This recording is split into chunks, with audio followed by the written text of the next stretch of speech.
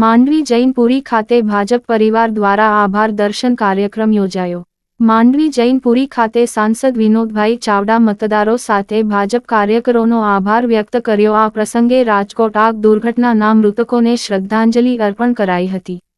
કચ્છ લોકસભાની બેઠક પર ત્રીજી વખત વિજય થયેલા સાંસદ વિનોદભાઈ ચાવડાએ હેટ્રિક કરતા ભાજપ પરિવારમાં ઉત્સાહનો માહોલ જોવા મળ્યો હતો। સાથે જ માંડવી તાલુકા તેમજ શહેર ભાજપ પરિવાર સાથે મતદારોનો આભાર વિનોદભાઈ ચાવડાએ વ્યક્ત કર્યો હતો। આ પ્રસંગે ભાજપ જિલ્લા પ્રમુખ દેવજીભાઈ વરચંદ, માંડવી ધારાસભ્ય અનિરુદ્ધભાઈ દવે, માંડવી તાલુકા ભાજપ પ્રમુખ સુરેશભાઈ સંઘાર, માંડવી તાલુકા પંચાયત પ્રમુખ કેવલભાઈ ગઢવી, માંડવી નગરપાલિકા પ્રમુખ હરેશભાઈ વિંજોડા સહિત માંડવી શહેર તેમજ તાલુકાના હોદ્દેદારો તેમજ અગ્રણીઓ ઉપસ્થિત રહ્યા હતા।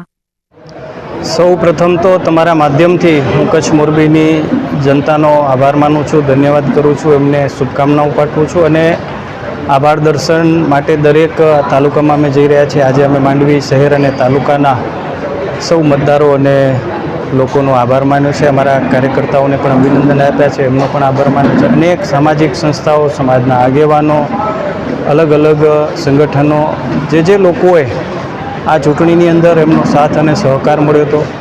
આજે જંગી જે બહુમતી લીડ ભારતીય જનતા પાર્ટીને કચ્છની અંદર ત્રીજી વખત જ્યારે પ્રાપ્ત થઈ છે, ત્યારે તમારા માધ્યમથી હું સૌનો હૃદયપૂર્વક આભાર માનું છું। મારા માંડવી શહેરના અને માંડવી તાલુકાના સૌ લોકો, જનતા, મતદારો અને અમારા કાર્યકર્તા આગેવાનો સૌનો આભાર માનું છું।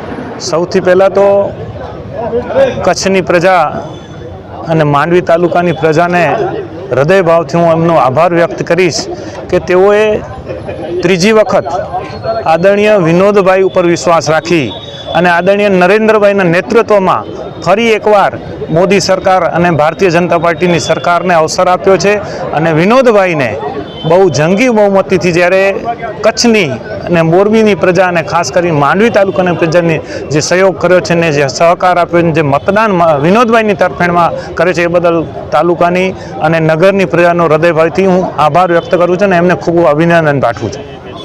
ખાસ કરીને જે અબકી બાર 412નો જે નારો હતો એનો જે આજે વિનોદભાઈએ પણ કીધું કે આપણાને આ વિશે ચિંતન કરવાની જરૂર છે, તો એ વિશે શું કહેશો? આ વિષય ઉપર હું એટલો કહીશ કે દરેક યુદ્ધ, દરેક ચૂંટણી એની લડવાના દિશાઓ અલગ અલગ હોતી હોય છે, પણ વિષય સાચું છે, ચિંતનની જરૂર છે। તો આવનારા સમયમાં ભારતીય જનતા પાર્ટી આ વિષય ઉપર ચિંતન કરશે। ભારતીય જનતા પાર્ટી તો જ્યારે 2 સીટ હતી એમાંથી આજે ભારતીય જનતા પાર્ટી આટલી ત્રીજી વખત જ્યારે કેન્દ્રમાં પોતાની સરકાર બનાવી રહી છે, તે ચિંતન કરશે અને આવનારા સમયમાં આ વિષય ઉપર અમે ચિંતન જરૂર કરશું।